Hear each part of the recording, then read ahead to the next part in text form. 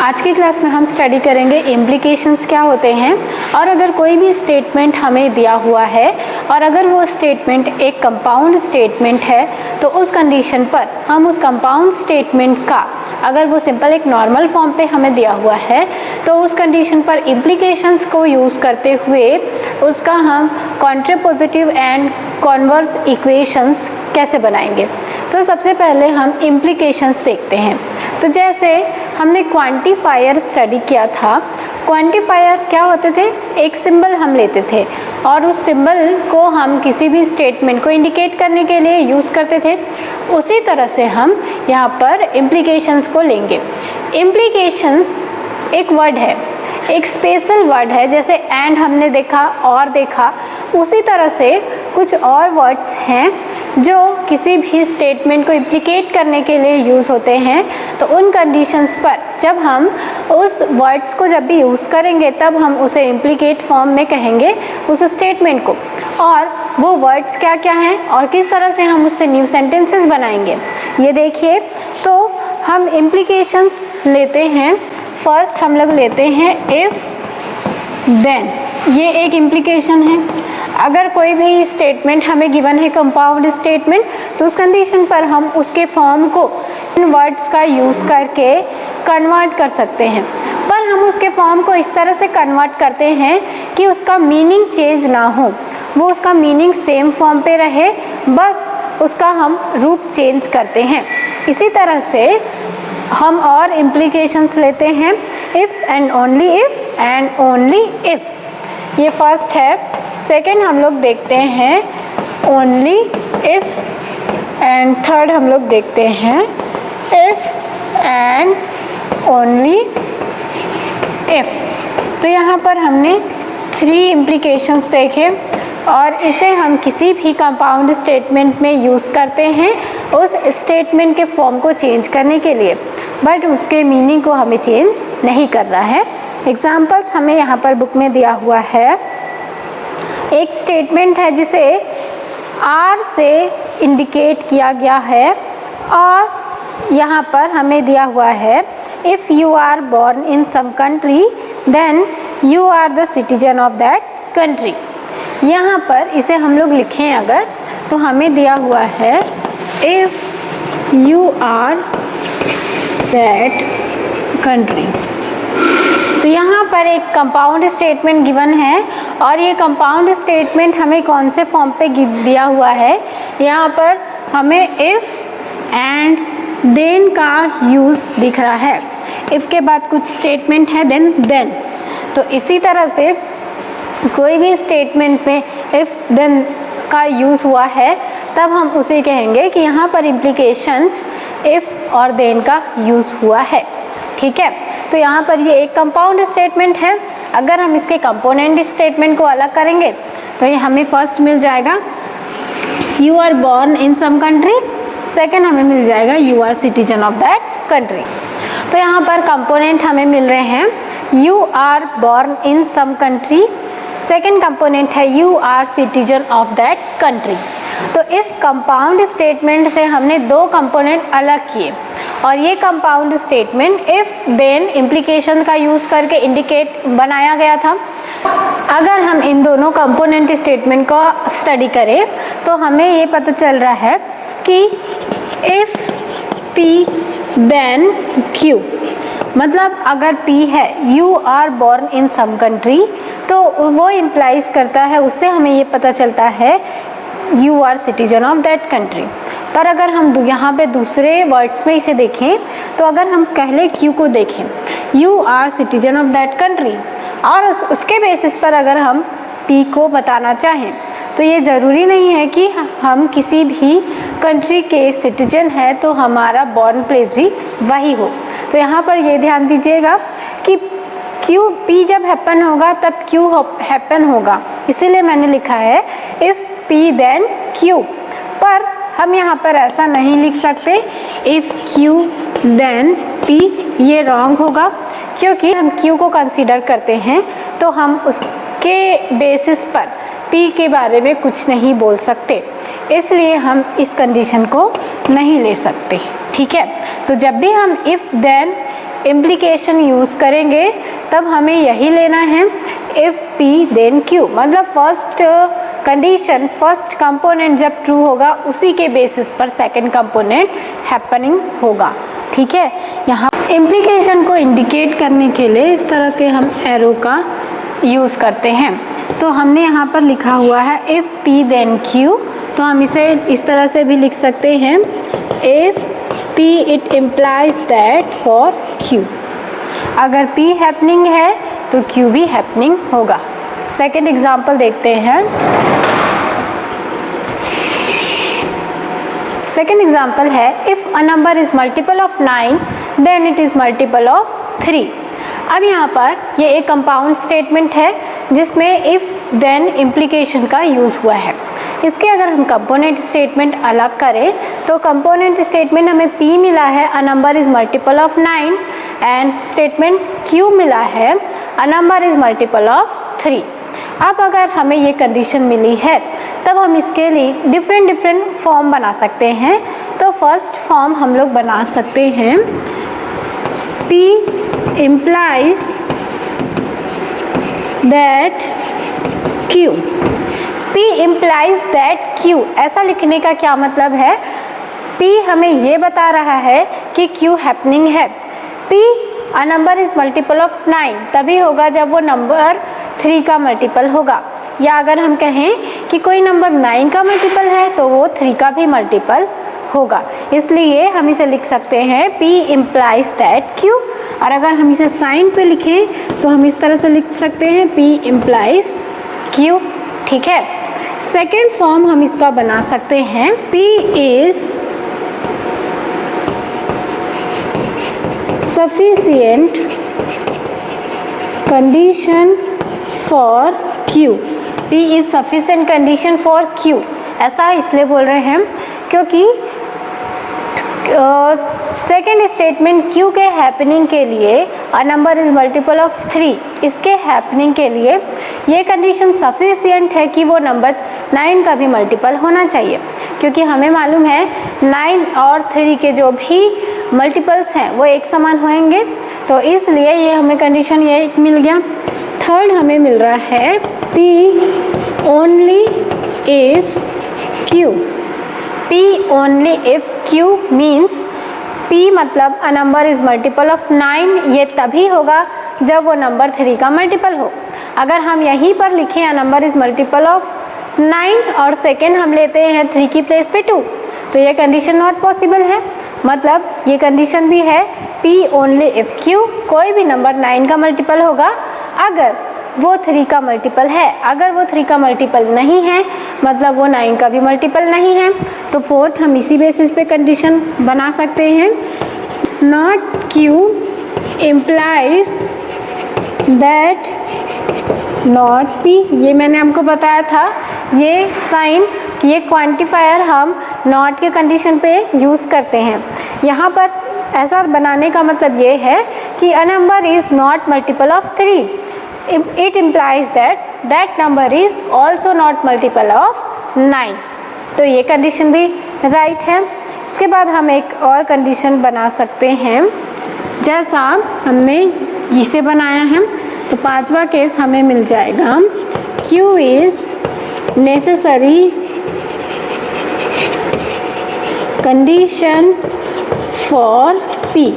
Q अगर हमें किसी नंबर का मल्टीपल, किसी नंबर को 9 का मल्टीपल बताना है तो या फिर 9 का मल्टीपल प्रूफ करना है तो उसके लिए नेसेसरी कंडीशन है कि वो नंबर 3 का मल्टीपल होना चाहिए। तो हमने ये एक स्टेटमेंट के ये डिफरेंट 5 फॉर्म्स बनाए हुए हैं। फर्स्ट हमने लिखा है P इम्प्लाइज दैट Q, मतलब अगर P हैपनिंग है तो Q भी हैपनिंग होगा। Second P is sufficient condition for P Q, and third है P only if Q, then not P implies that not Q, then Q is necessary condition for P। तो इस तरह से हम डिफरेंट फॉर्म्स बना सकते हैं। ठीक है, इसके बाद हम लोग देखते हैं किसी भी स्टेटमेंट का कॉन्ट्रापोजिटिव एंड कॉन्वर्स इक्वेशन हम किस तरह से बनाएंगे। कॉन्ट्रापोजिटिव एंड कॉन्वर्स ये स्टेटमेंट का ही एक फॉर्म है। अगर हमें कोई सिंपल स्टेटमेंट गिवन है और हम उसे इम्प्लीकेशंस के यूज़ से नए स्टेटमेंट बना रहे हैं, तो वो जो नया स्टेटमेंट हम बनाएंगे उसे हम कॉन्ट्रापोजिटिव और कॉन्वर्स कहेंगे। जैसे हमने यहाँ पर देखा इम्प्लीकेशंस हैं if, then, only if and only if. तो ये थ्री इम्प्लीकेशंस हमने देखे। अगर कोई सिंपल स्टेटमेंट हमें दिया हुआ है कंपाउंड स्टेटमेंट, तो उन कंपाउंड स्टेटमेंट को अगर हम इस इम्प्लीकेशंस की हेल्प से नए कुछ स्टेटमेंट बनाते हैं, दूसरे फॉर्म पे लिखते हैं, तो वो जो फॉर्म हमें मिलेगा उस फॉर्म को हम कहेंगे कॉन्ट्रापोजिटिव एंड कॉन्वर्स। तो एग्जाम्पल के थ्रू इसे हम समझते हैं। अगर हमें एग्जाम्पल दिया है if a triangle is equilateral it is isosceles. सबसे पहले हम लोग केस देखते हैं कॉन्ट्रापोजिटिव के लिए। हमने यहाँ पर एग्जाम्पल लिया है if a triangle is equilateral it is isosceles. अगर कोई ट्रायंगल इक्विलेटरल ट्रायंगल है तो उस कंडीशन पर वो ट्रायंगल आइसोस्केल्स ट्रायंगल होगा। ये हमने स्टडी किया है और ये कंडीशन ट्रू है। अब अगर ये सिंपल एक कंपाउंड स्टेटमेंट है जहाँ पर हमें दो स्टेटमेंट्स दिख रहे हैं। फर्स्ट है if a triangle is equilateral, second है इट इज़ आइसोस्केल्स।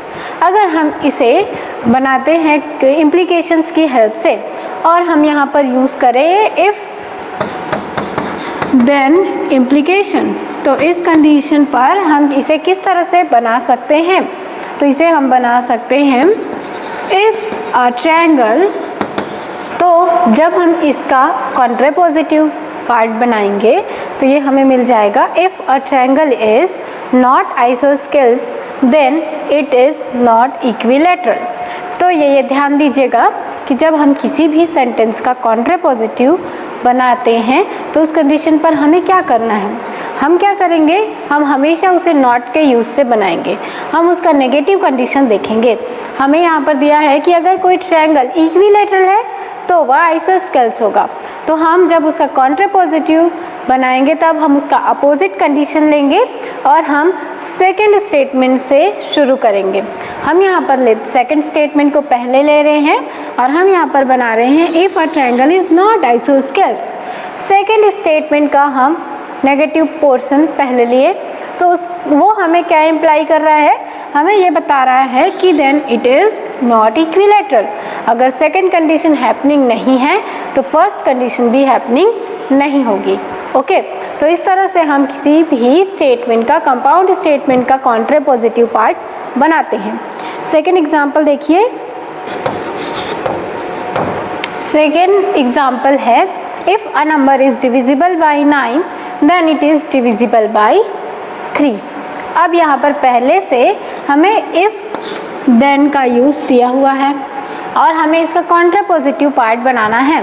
तो यहाँ तो पहले से हमें इफ़ देन का यूज़ दिया हुआ है, तो उस कंडीशन पर जब हम इसका कॉन्ट्रापोजिटिव पार्ट बनाएंगे तब हमें क्या करना है? नॉट का यूज़ करना है। तो ये हमें क्या मिल जाएगा? If a number is not divisible bye. अब यहाँ पर मैंने आपको बताया था कि हम सेकेंड कंडीशन को पहले लेंगे। जो यहाँ पर सेकेंड कंपोनेंट स्टेटमेंट होगा हम उसे पहले लेंगे। सेकेंड कंपोनेंट स्टेटमेंट है नंबर इज डिविजिबल बाय 3। तो यहाँ पर हम लेंगे if a number is not divisible by 3 then it is not divisible by 9। Okay, तो इस तरह से हम कॉन्ट्रापोजिटिव बनाएंगे। इसके लिए कुछ रूल्स याद रख लीजिएगा। फर्स्ट ये है कि हमें हमेशा कॉन्ट्रापोजिटिव नॉट का यूज़ करके बनाना है। नॉट होना चाहिए एंड उसमें इफ़ देन का यूज़ होना चाहिए, और साथ ही हमें सेकंड स्टेटमेंट को पहले लेना है, देन उसके बाद हमें फर्स्ट बनाना है। तो अगर हम फर्स्ट को पी ले लें, सेकंड को हम क्यू ले लें, तो इस बेसिस पर हमें क्या मिलता है? Not P it implies that not Q implies that not P. अगर सेकंड कंडीशन नहीं एग्जिस्ट नहीं कर रहा है तो उससे हमें ये पता चल रहा है कि फर्स्ट कंडीशन भी एग्जिस्ट नहीं करेगा। ये पार्ट कहलाता है कॉन्ट्रापोजिटिव। सेकंड है कॉन्वर्स। किसी भी स्टेटमेंट का हम कॉन्वर्स पार्ट कैसे बनाएंगे और उसके लिए क्या कंडीशन है, ये स्टडी करने के लिए कुछ एग्जाम्पल देखते हैं। फर्स्ट एग्जाम्पल है if a number n is even then n square is even.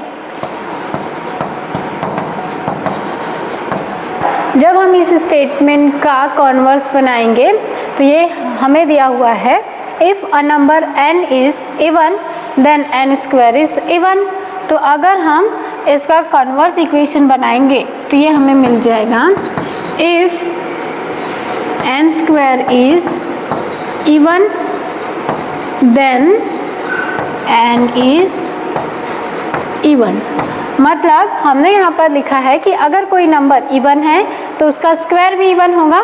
तो अगर हम उसका कॉन्वर्स इक्वेशन बनाएंगे अपोजिट तो ये हमें क्या मिल जाएगा, अगर n स्क्वायर इवन है मतलब n भी इवन होगा। तो इससे ये पता चल रहा है कि अगर कोई फर्स्ट स्टेटमेंट है उससे हमें सेकंड मिल रहा है तो सेकंड स्टेटमेंट से भी हमें फर्स्ट इक्वेशन स्टेटमेंट मिलेगा। ठीक है, एग्जाम्पल देखिए, हमें दिया हुआ है अ number is divisible by 10, it is divisible by 5। अगर हम इसका कॉन्वर्स इक्वेशन बनाते हैं तो कॉन्वर्स में सबसे पहले कंडीशन है कि हमें इम्प्लीकेशन यूज़ करना है। तो ये हमें मिल जाएगा if a number is divisible by 5। अब 5 हमने क्यों लिया, क्योंकि हमें कॉन्ट्रापोजिटिव एंड कॉन्वर्स में सेकंड इक्वेशन को सेकंड स्टेटमेंट को पहले लेना है। तो ये हमें मिल जाएगा if a number is divisible by 5 then it is divisible by 10। तो इस तरह से हम कॉन्वर्स इक्वेशन बनाएंगे। तो कॉन्ट्रापोजिटिव और कॉन्वर्स एक समान है, दोनों में हमें इफ इम्प्लीकेशन यूज़ करना है, दोनों में हमें सेकंड स्टेटमेंट को पहले लेना है। अंतर कितना है, हमें कॉन्ट्रापोजिटिव में नॉट की कंडीशन लेनी है और कॉन्वर्स में हमें नॉट की कंडीशन नहीं लेनी है। ठीक है, तो इस तरह से हम कॉन्ट्रापोजिटिव कॉन्वर्स इक्वेशन बनाएंगे और इम्प्लीकेशन को यूज़ करेंगे। तो अब हम इससे रिलेटेड एनसीईआरटी की एक्सरसाइज 14.4 सॉल्व करके देखते हैं, तो उससे हमें और क्लियर होगा। तो यहाँ पर हमें दिया हुआ है first question, rewrite the following statement with if then in 5 different ways conveying the same meaning. यहाँ पर हमें एक कंपाउंड स्टेटमेंट गिवन है जो है if a natural number is odd then its square is also odd. और इस statement को हमें 5 डिफरेंट फॉर्म्स में लिखना है विदाउट चेंज इट्स मीनिंग। तो किस तरह से हम लिखेंगे देखते हैं। और स्टेटमेंट हमें गिवन है if a natural number is odd then its square is odd. हमें इस स्टेटमेंट को 5 डिफरेंट वेज में लिखना है और इस तरह से लिखना है कि उसका मीनिंग सेम हो। तो यहाँ पर मैंने आपको ये बताया भी है कि किस तरह से हम किसी भी एक ही स्टेटमेंट को इस तरह से अलग अलग वेज में हम लिख सकते हैं। तो इसी तरह से हम इस स्टेटमेंट को लिखेंगे। तो हमें स्टेटमेंट गिवन है if a natural number is odd then its square is also odd. तो फर्स्ट फॉर्म हम इसका लिख सकते हैं a natural number is odd its square is also odd. ये फर्स्ट फॉर्म हो गया कि अगर कोई नंबर ऑड है तो ये इम्प्लाई कर रहा है, ये बता रहा है कि उसका स्क्वायर भी ऑड होगा। सेकंड हम लोग बना सकते हैं a natural number is odd if and only if odd. ये सेकंड फॉर्म हो गया। थर्ड फॉर्म हम बना सकते हैं if a natural number is not odd then its square is not odd। अगर कोई नेचुरल नंबर ऑड नहीं है मतलब वो नंबर उसका स्क्वायर भी ऑड नहीं होगा। देन उसके बाद हम फोर्थ फॉर्म बना सकते हैं for a natural number to be odd, अगर कोई नंबर के ऑड होने के लिए ये नेसेसरी है कि उसका स्क्वायर भी ऑड होना चाहिए। इसके बाद लास्ट कंडीशन हम बना सकते हैं, for square of natural number to be odd it is sufficient that it is odd. कोई नंबर का स्क्वायर अगर ऑड है तो ये कंडीशन सफिशिएंट है कि वो नेचुरल नंबर भी ऑड होगा। ओके, तो इस तरह से हम एक ही स्टेटमेंट को 5 डिफरेंट वेज में लिख सकते हैं without changing it's meaning. Next question देखिए, हमें दिया हुआ है right the contrapositive and converse of the following statements. यहाँ पर हमें कुछ स्टेटमेंट्स दिए हुए हैं जिनके हमें कॉन्ट्रापोजिटिव एंड कॉन्वर्स स्टेटमेंट लिखने हैं। फर्स्ट हमें दिया हुआ है if x is a prime number then it is odd. अगर हम इसका पहले हम बनाते हैं कॉन्ट्रापोजिटिव, तो कॉन्ट्रापोजिटिव हम बनाएंगे तो हमें इसके नॉट की कंडीशन देखनी है और हमें लेना है सेकंड कंडीशन को पहले। तो ये हमें मिल जाएगा if a number is not prime, if a number is not odd then it is not prime. हमें इसका कॉन्ट्रापोजिटिव मिल गया, if a number x is not odd then it is not prime. यहाँ पर हमने नॉट की condition ली है और आप देखिए यहाँ पर हमने सेकेंड स्टेटमेंट को पहले लिया है और यहाँ पर हमने इम्प्लीकेशंस का भी यूज़ किया है। तो ये जब हम कंप्लीट बनाएंगे तो ये हमें मिल रहा है कॉन्ट्रापोजिटिव। सेकेंड हम बनाते हैं कॉन्वर्स, तो कॉन्वर्स में केवल यही हमें मिलेगा कि उसमें हमें नॉट की केस नहीं मिलेगी। तो कॉन्वर्स हमें मिल जाएगा if a number x is odd then it is prime. ठीक है, केवल हमें नॉट यहाँ पे नहीं मिलेगा। फिर इसके बाद सेकंड देखिए, सेकंड हमें दिया हुआ है if two lines are parallel then they do not intersect in the same plane. अगर कोई दो लाइनें पैरेलल है मतलब वो किसी प्लेन में इंटरसेक्ट नहीं करेंगी। तो इसका हम कॉन्ट्रापोजिटिव और कॉन्वर्स दोनों ही बना सकते हैं। कॉन्ट्रापोजिटिव बनाएंगे तो हम नॉट का केस लेंगे और हम सेकंड स्टेटमेंट को पहले लेंगे। तो ये हमें मिल जाएगा, यहाँ पर हम पहले सेकंड कंडीशंस को लेंगे। तो ये हमें मिल जाएगा इफ़ टू लाइन्स, हमें लेना चाहिए do not intersect in the same plane, पर पहले से यहाँ पर हमें नॉट का केस दिया हुआ है और हमें इसका अपोजिट लेना है। तब उस कंडीशन पर हम क्या लेंगे, if two lines intersect in the same plane then they are not parallel. अब यहाँ पर पहले से अगर नॉट का केस दिया होगा तो उस कंडीशन पर हम उस नॉट को हटा के उस स्टेटमेंट को लिखेंगे, ये याद रखिएगा। तो हमें ये स्टेटमेंट मिल जाएगा जब हम उसका कॉन्ट्रापोजिटिव बनाएंगे।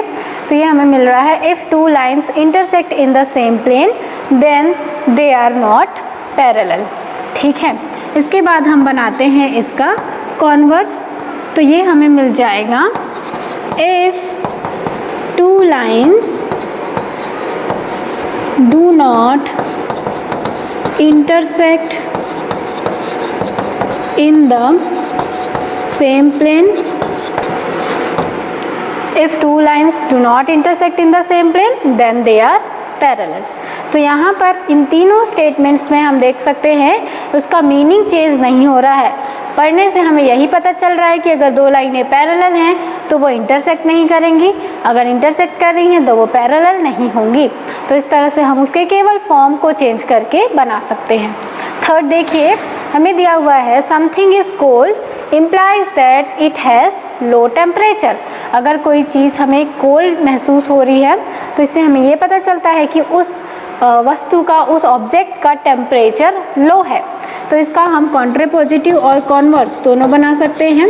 तो कॉन्ट्रापोजिटिव जब हम बनाएंगे तो ये हमें मिल जाएगा, तो इसका हमें कॉन्ट्रापोजिटिव पार्ट मिल रहा है if something is not at low temperature then it is not cold. अगर कोई ऑब्जेक्ट लो टेम्परेचर पर नहीं है मतलब वो कोल्ड नहीं होगी। और जब हम इसका कॉन्वर्स बनाएंगे तो इसका कॉन्वर्स हमें मिल जाएगा, if something is at low temperature then it is cold. ठीक है, तो जब भी हम कॉन्ट्रापोजिटिव बनाएंगे तो वो हमें नॉट का केस देगा और कॉन्वर्स बनाएंगे तो वो हमें सिंपल इस तरह से मिलेगा। तो इस तरह से हम कोई भी स्टेटमेंट हमें दिया हो हम उसका कॉन्ट्रापोजिटिव एंड कॉन्वर्स पार्ट बनाते हैं। इसके बाद नेक्स्ट देखते हैं, नेक्स्ट क्वेश्चन देखते हैं। हमें दिया हुआ है write each of the following statement in the form if then. हमें यहाँ पर कुछ स्टेटमेंट्स दिए हुए हैं जिन्हें हमें इफ़ देन का यूज़ करके बनाना है। फर्स्ट देखिए, हमें दिया हुआ है you get a job implies that your credentials are good. तो इसका हम जब इफ़ देन का यूज़ करके बनाएंगे तो ये हमें मिल जाएगा, if you get a job then your credentials are good. ठीक है, उसके बाद सेकंड देखिए, the banana tree will bloom if it stay warm for a month. तो इसका हम बनाएंगे तो ये हमें मिल जाएगा, if the banana trees stay warm for a month then it will bloom. तो इस तरह से हम इस स्टेटमेंट को इफ देन का यूज़ करके बनाएंगे। थर्ड है, अ quadrilateral is a parallelogram if it's diagonals bisect each other. तो अगर हम इसे इफ़ देन का यूज़ करके बनाएंगे तो ये हमें मिल जाएगा, if a quadrilateral is a parallelogram bisect each other. Okay, now third last देखिए, हमें दिया हुआ है get an A positive in the class it is necessary that you do all the exercise of the book. तो जब हम इसका बनाएंगे इफ़ देन यूज़ करके तो हमें मिल जाएगा, if you want to get a positive in the class then it is necessary that the book. If you want to get a positive in the class then it is necessary that you do all exercise of the book. तो अगर हमें if then का use करके बनाना है किसी भी statement को तो ये ज़रूरी नहीं है कि हम केवल इफ़ और देन का ही यूज़ करेंगे। अगर हमें ज़रूरत पड़ता है तो हम वहाँ पे कुछ और नए वर्ड्स का भी यूज़ करते हैं। हम स्टेटमेंट के बेसिस पर इसे बनाते हैं, कभी हम सेकंड स्टेटमेंट को पहले लेंगे और कभी फर्स्ट स्टेटमेंट को लेंगे। देन फोर्थ क्वेश्चन देखिए, हमें दिया हुआ है given statements in A and B, identify the statements given below as contrapositive और कन्वर्स ऑफ ईच अदर। हमें यहाँ पर कुछ स्टेटमेंट्स गिवन हैं और उनके हमें दो ऑप्शंस भी दिए हुए हैं। हमें उस ऑप्शंस को देख के ये बताना है कि वो कॉन्ट्रापोजिटिव एंड कन्वर्स हैं कि नहीं है। हमें यहाँ पर फर्स्ट दिया हुआ है, if you live in Delhi then you have winter clothes. अब उसके दो ऑप्शंस हमें दिए हुए हैं। फर्स्ट है, if you do not have winter clothes then you do not live in Delhi. अब अगर हम लोग यहाँ पे देखें तो हम देख रहे हैं कि सेकेंड स्टेटमेंट को पहले लिया गया है और इसमें नॉट का भी यूज़ है। तो इस तरह का हमें कब मिलता है, जब कोई स्टेटमेंट कॉन्ट्रापोजिटिव होता है। तो इस बेसिस पर हम बोल सकते हैं कि यहाँ पर जो हमें फर्स्ट ऑप्शन दिया हुआ है ये इस स्टेटमेंट का कॉन्ट्रापोजिटिव है। सेकेंड हमें दिया हुआ है, if you have winter clothes then you live in Delhi.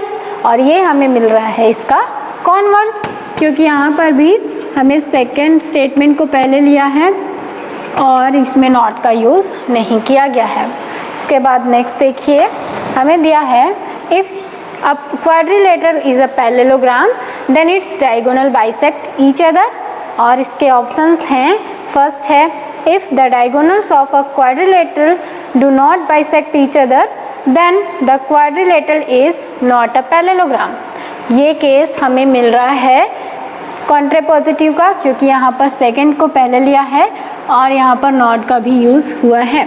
तो दिस पार्ट इज़ कॉन्ट्रापोजिटिव और सेकंड पार्ट इज़ कॉन्वर्स।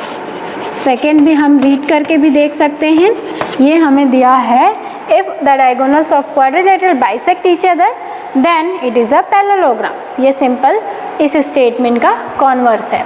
तो जब भी हम कोई भी स्टेटमेंट को देखें, जब भी हम कोई भी स्टेटमेंट को पढ़ते हैं, तब हम ये बता सकते हैं कि वो स्टेटमेंट कॉन्ट्रापोजिटिव का है या फिर वो कॉन्वर्स का है, और हम उसे किस तरह से यूज़ करेंगे।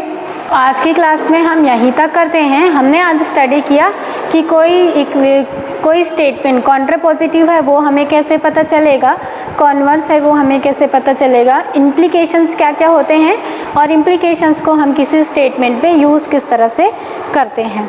नेक्स्ट क्लास में हम स्टडी करेंगे वैलिडेटिंग स्टेटमेंट और उससे रिलेटेड हम एनसीईआरटी की एक्सरसाइज भी सॉल्व करेंगे।